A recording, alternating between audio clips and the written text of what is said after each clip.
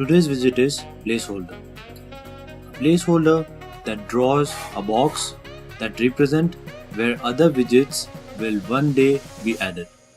This widget is useful during development to indicate that the interface is not yet completed. Here I'm using a column and creating a row in it. Now creating two placeholders which will be wrapped in expanded and giving them the height, that is fallback height, to 200.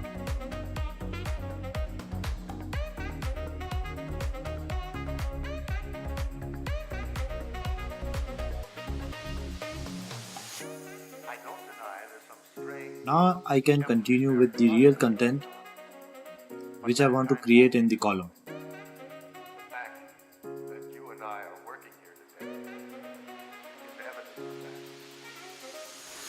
of that.